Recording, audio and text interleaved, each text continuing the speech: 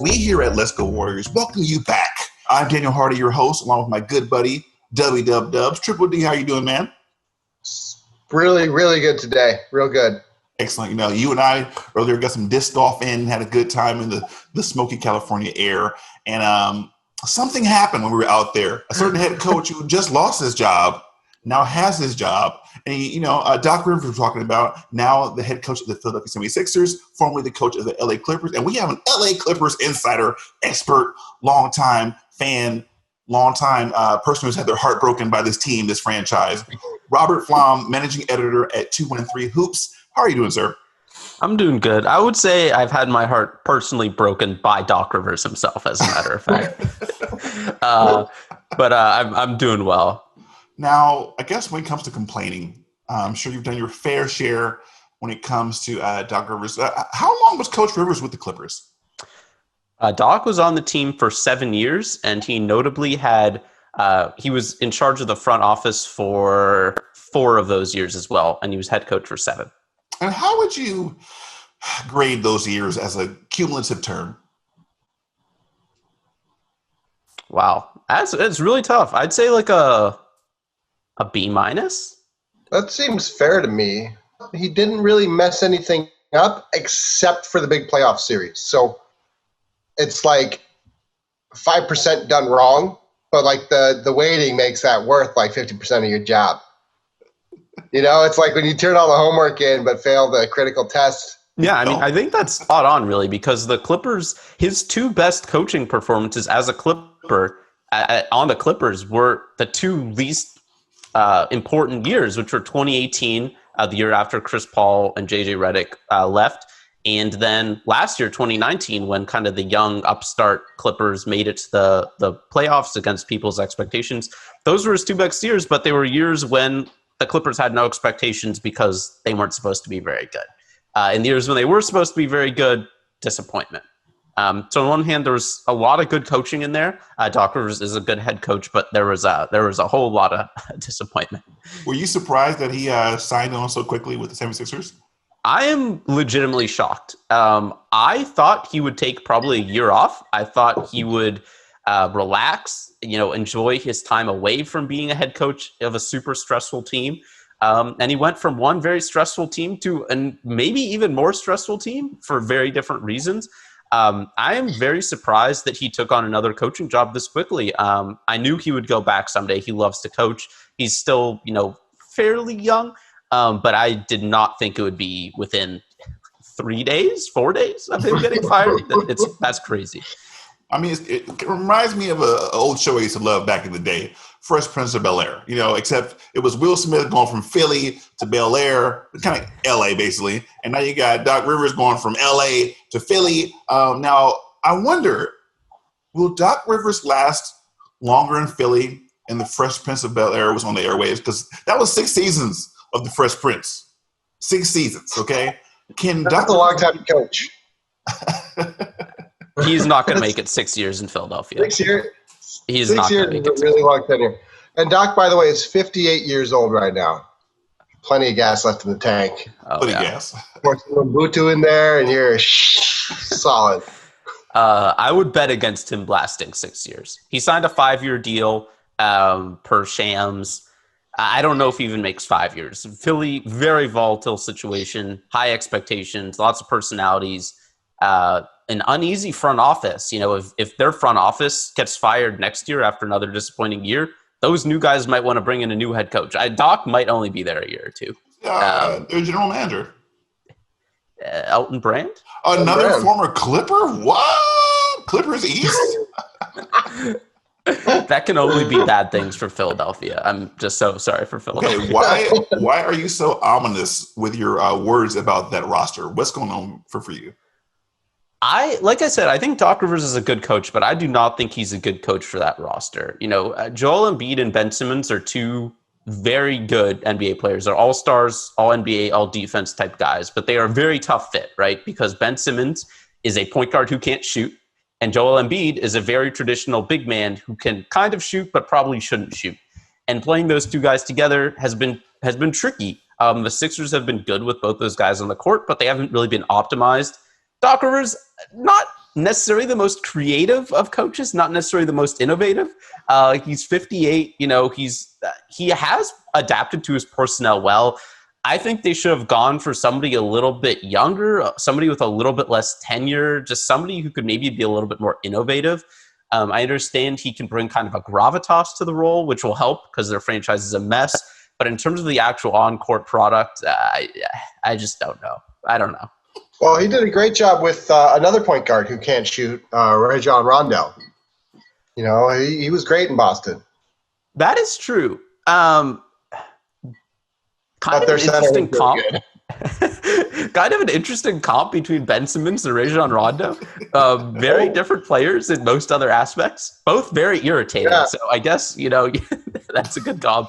Yeah, but they had a similar game where it's this guy who's like this very dynamic athlete, great defender, good with the ball, but not somebody who's going to put a ton of points in the bucket from far away for you.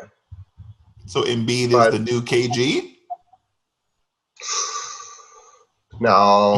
KG is much more of the sort of Draymond Green sort of center. You know, KG was not a big dude parked underneath the basket, whereas Embiid is pretty much a big dude you have to park underneath the basket, I think.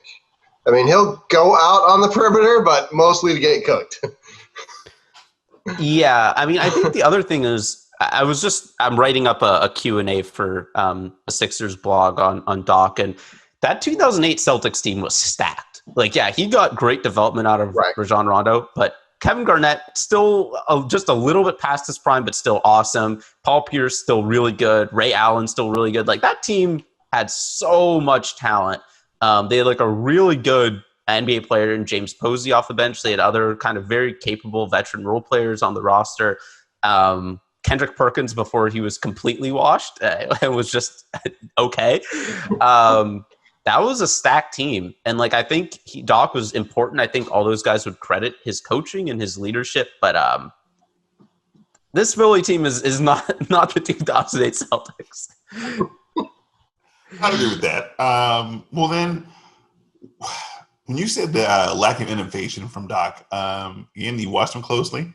What would you say were some of the hallmarks of his tenure in LA where you were like, we could have been a bit more creative there? You know, just the armchair, criticism of a Hall of Famer.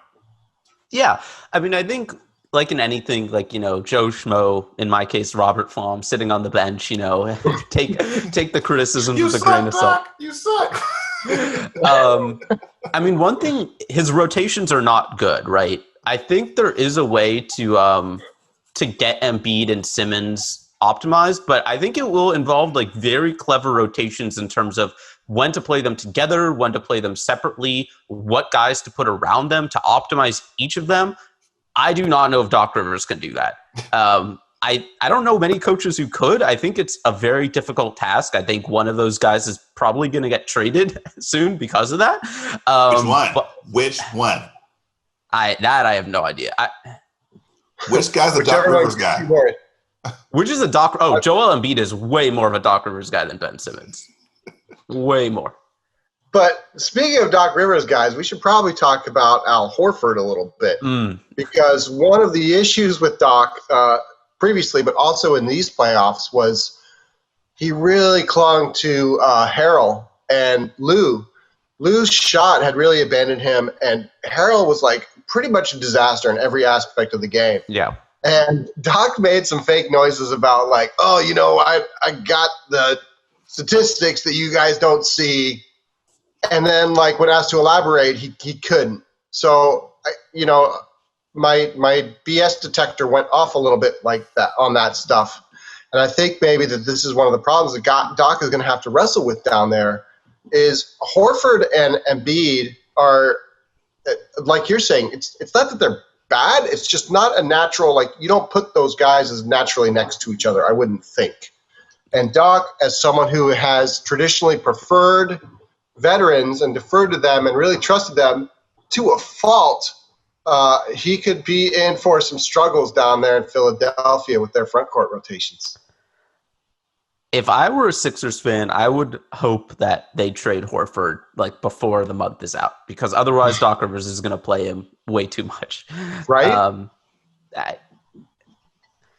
I do think Horford, there have been some thoughts from people that are like, because of Doc coming there, Horford is going to stay now, whereas before they thought he was going to get traded. I don't know if the Sixers are quite going to, kowtow to Doc on big personnel decisions when he just got there. But I would guess that Doc's would like Horford to stay. He loves those kinds of steady veterans. Kind of the leadership that Horford brings, the maturity, that's all stuff Doc would like.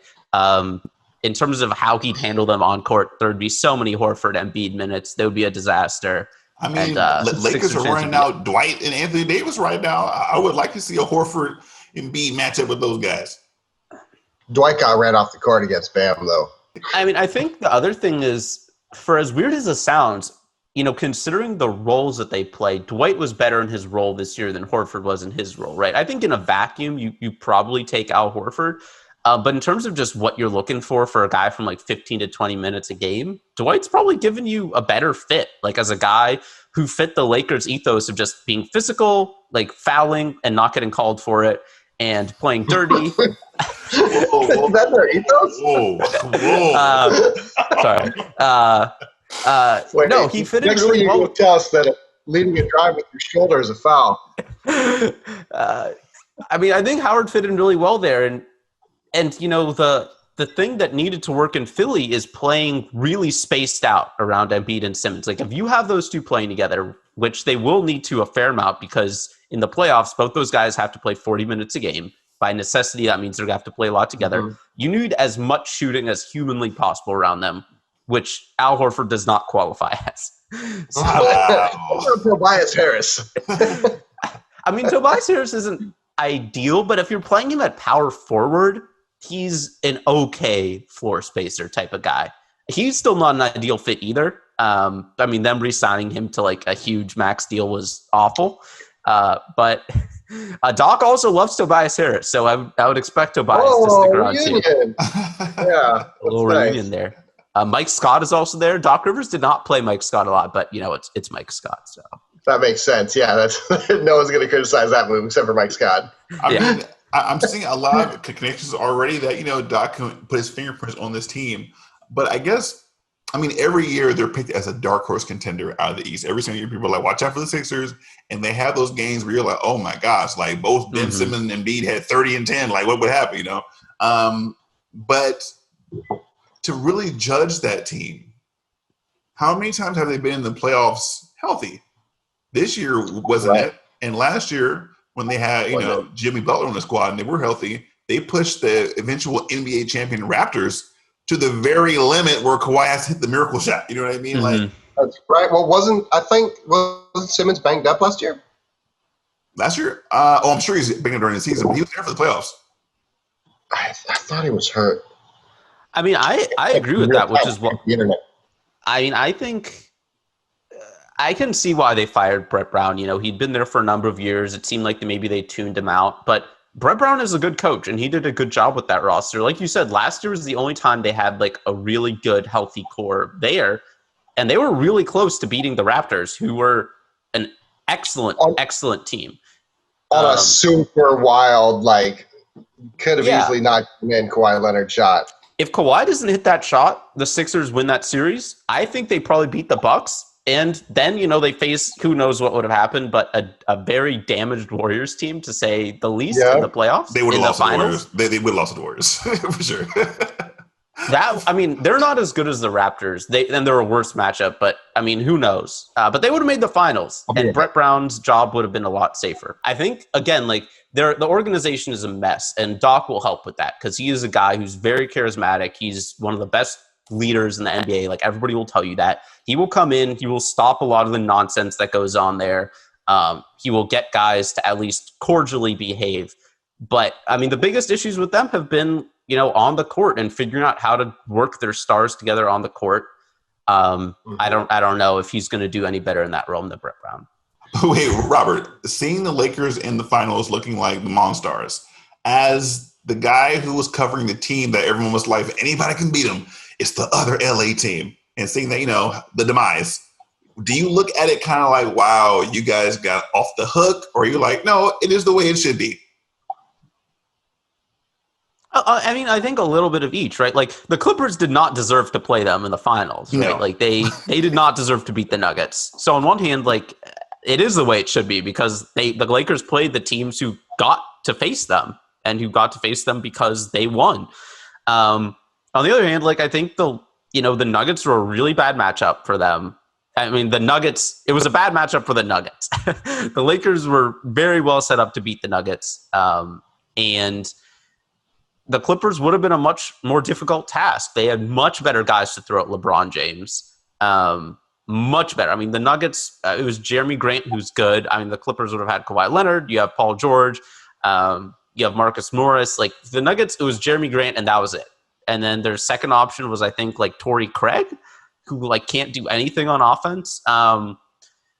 But yeah, I mean, you play who you play, right? Like there were all those, the first Warriors championship when everybody was like, oh, but the Cavs didn't have Kyrie and Kevin Love. And it's like, well, 5 years later, is anybody really talking about that outside of Cavs fans? Probably not. Like how often, how often are there like people say all the time, like this championship will have an asterisk.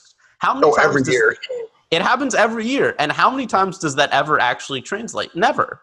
Like, that was like back in the day. I was still early on Twitter. People were like, "Oh, 5 years from now, people will look back at this and say LeBron didn't have any help. He was playing Matthew Dellavedova 35 minutes." And now it's like that was the rise of the Warriors dynasty, and nobody's talking about how Kyrie and Kevin Love weren't there. The same thing will happen this year with the Lakers. In the moment, it's like, well, this Heat team every single one of their best players is injured, and they didn't play the Clippers in the Western Conference. But like 5 years from now, it'll be like LeBron and AD dominated the opposition and they won a championship. That's true. And that's just gonna be the storyline, and that's probably the rightful storyline. Like they have been great, they have been better than any other team, and they're gonna win probably. You know what? I want to applaud you right now because, you really had a chance to pull out the sour grapes and you did not. You kept it a buck. And I appreciate that, man. I mean, I think most Clippers fans have been pretty good about the loss overall. Every once in a while you see somebody being like, well, the Lakers didn't have to play us. It's like, but the Clippers didn't even beat the Nuggets. Yeah. Like, you don't get to talk about scaring the Lakers when you can't put away a team that's like playing Michael Porter Jr., the great unvaccinated, 25 minutes a game. It's just, and you can see like the difference between the Lakers Nuggets and Clippers Nuggets series is the Lakers got Jokic in foul trouble like half the series, if not more. They consistently roasted Porter Jr., who's a bad defender. The Clippers did neither of those things. In 7 games, I don't think they got Jokic in foul trouble once. And they were never able to punish Porter Jr. Like, it's just 2 small examples, but like the Lakers are the better team, and they're the better coach team too. Again, shade a little at Doc Rivers. Frank Vogel has been a much better coach than him throughout the year and in the playoffs. So, who do you think the Clippers are going to get now? I mean, the money is on Ty Lue, your old nemesis, Ty Lue. Oh my gosh, never happened to David Blatt. He's back in Europe somewhere, I think. Laughing at America. Probably. There's too many right choices. Ty Lue, I think, is the front runner by every. Mark Stein has said he's the front runner. Woj has said he's the front runner. Local reporters have said he's the front runner. I'm not going to claim I have sources to match those guys, or even sources at all. I think that if Ty Lue was the guy, he was already on the roster. They might have just announced it already. I think they will look around. Maybe he is their kind of safe candidate. He's like a guy who has respect around the league. He's a guy who was on the roster the past year. They know how he relates to the players on the team. They will know very easily if Kawhi and Paul George and the other Clippers have buy-in with him, which they might not from another coach who they don't have experience with.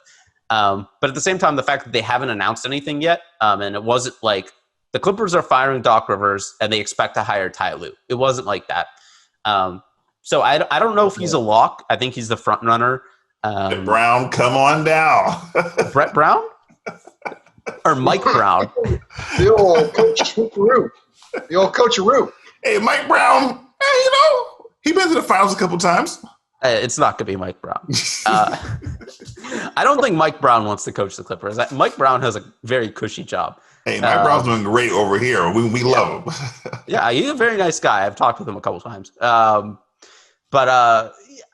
think Lou has to be the front runner. I think Sam Cassell will probably get an interview. He's another Clippers assistant coach. It's a lot of the buzzy assistant coach names. It's like David Vanterpool and Ime Udoka, like Becky Hammond maybe. Like, these are the names that are always kind of floating out there, and they're probably going to be the names who – the one that I really don't like is that Jeff Van Gundy has been mentioned many times. Oh, no. It's like he has not coached an NBA team in 13 years, and every time I hear him speak about the NBA, I think that this man is out of touch with the modern NBA. Wow. Dude, this is exactly why a lot of us Warriors fans were very, very worried about the Mark Jackson hire. I prefer a fresher coach. And the same one for the Sixers. Like, I'm generally in favor of looking for new talent and new ideas, right? Because I think the NBA in particular is kind of like an old boys club. You're in the club. Once you're there, you kind of stick around and you coach, and then you're a broadcaster, and then you coach again, and then you go to the front office, and then you coach again, and it's like this whole thing, and you're just there until you die. And then, and I just think having new blood is a good thing. Like all three, I think, Nick Nurse last year was a brand new head coach, and he won the championship. Steve Kerr, of course, was the first-time head coach, and he won 3 championships with the Warriors. And he revolutionized the team more than, right. Like when Brad Stevens took over the Celtics, everyone was like, wow, this guy's like really, really intriguing coach, and he's going to do all this stuff. They didn't really do anything especially different from the outside that I could see. He did make Marcus Smart a dead-eye shooter all of a sudden, except for that last game. But, you don't know, because a lot of these guys are sold as being this like revolutionary basketball mind. Mm-hmm. And then they come in and it's like David Blatt, the Steve Kerr miraculous transformation from last in the league to first in the league, based on the passing or whatever. I think it's much more rare, and we've just been spoiled because, seeing it happen in such a high-profile case has really, convinced a lot of people that it's possible. Mike D'Antoni. Excuse me. There are rumors D'Antoni's going to the Pacers, actually. Ooh. Which kind of makes sense. They're a younger team. And their center is super quick. It's Miles Turner or whatever. Turner and Sabonis are both, pretty athletic, young, big guys. Yeah, I think he makes a ton of sense there. Honestly, I don't know. I think the Clippers probably will end up going with an established guy, just because you have 2 superstars. Again, is Paul George a superstar? Whatever. He's paid like one. He has the name. Paul George slander. He's really good. He's really. If he was healthy all year, he would have been an all-star, and he probably would have been like a third-team All-NBA guy. He was really good this year. Okay, so when you think of Paul George, who obviously he's got all the tools. We saw him in the Gatorade commercial ball game. When you look at his game and you're saying, okay, obviously I'm happy you're here, but this is what I need from you, what would you say? He came up a little short this year, but so did Kawhi. Paul George, the biggest problem with him is probably turnovers. He has a lot of bad turnovers. But you don't like when he tries to split the pick and roll and kicks it out of bounds? I do not like that. No, it's not great. The other thing is his defense fell off this year, at least a little bit. Though it was still, he was probably their best perimeter defender against the Nuggets. He did a really good job on Jamal Murray. But it slipped a little bit this year. He leaves you a little bit wanting. I think he's clearly not like a number one guy, right? Like, we found that out. He's not a guy who will, lead a team, but he just had to be the number 2. And I think he was a good enough number 2. Again, like you mentioned with Lou and Trez, it was the Clippers' role guys and Doc who let them down. Kawhi and Paul George both had terrible game 7s against the Nuggets. Awful, but cold games happen. Some bad shooting performance. Yeah, it's bad shooting, but we've seen Steph Curry, who's the greatest shooter of all time. Steph Curry has off nights. Like, it happens. How dare you? Rarely. How rarely, dare you? I grant you. This interview's and over. never against the Clippers. But like, everybody has off nights, which is why you don't let it go to a game 7, right? Like, that's why you don't let it go to a game 7, because anything can happen. Kawhi and Paul George were good enough. They were not the issue. Both could have been better, but it was everybody else was bad, and Doc was awful. Well, and he kept running that bench unit out there that was just getting destroyed. Like the Harrell and Lou tandem. I forget what the on-off numbers were, but it was wretched. It was like bad. Extremely wretched. And that was the point where people were like beginning to notice by like game 5 of like game 6, Doc, like, hey, if you look at these on-off splits, like this looks really bad. What about Zubac or something? And he's like, that's not. We see other stuff. But I think that that's a tough. It's a tough position to put a coach in because he's trying to believe in his veterans or whatever. Yeah. But at the same time, like, you clearly crossed the line into giving them too much slack, which Steve Kerr has done when he put Anderson Varejao out on the court. What are you doing out there? Thanks for that nightmare. But yeah, I'm bringing that back around full circle. Like, again, like, will Doc be able to curb his rotations issues in Philadelphia, which is a team that will have a lot of tough rotation decisions to make? Who knows? But yeah, I mean, he was the biggest reason the Clippers lost. I think he's a good coach, but he was really bad in the playoffs this year. The Clippers had a lot of mitigating issues. They had the guys who missed the bubble for a lot of time, including Harrell and Lou. They were probably the team that least wanted to be in the bubble for a variety of reasons. They notably in the game during the Kenosha protest were one of the teams that like left and said they weren't going to play. And then, of course, they were all brought back in like the next day by the union and stuff. But Doc Rivers really struggled to manage the team in terms of personalities this year too. And you spoke about that a little bit in terms of having to please the veterans. And like, there was pressure on him to not play Harrell, but there was also pressure to play Harrell. Like, he knows and trusts Montrezl Harrell. He's had him for several years. He's been with him for thousands of minutes. He won 6th Man of the Year this year. And he's a ride or die coach. And like, in Philadelphia, we'll see who his ride or die guy is. Like, if it's Shake Milton and Shake Milton ends up being good and Doc's like, I love Shake Milton. Shake Milton's playing 36 minutes. Maybe everything will work out. But if it's, if they bring back TJ McConnell and it's, TJ McConnell, who is a peak Doc guy, plays like 25 minutes a game, that's bad, TJ shade. Huge TJ shade. He was actually decent for the Pacers this year. But yeah, I mean, I don't know. I think it was not a great hire. I'm writing up this, Q&A. I think I'm going to give it a C+. Like, it's not a bad hire. They could have done much worse. They could have, Jeff Van Gundy, like Mark Jackson. These guys are out here. They're out here seeking NBA coaching jobs, and they're really bad. And Doc Rivers is not those guys, but I don't think he's what they need. I'm jaded. Like, he was just really bad in the playoffs. You are very jaded, sir. Probably not the best time to ask you about your ex. Yeah, right, but like, it's also like, how do they hire him 2 weeks after he just did that? Like, what does that say about them? Like,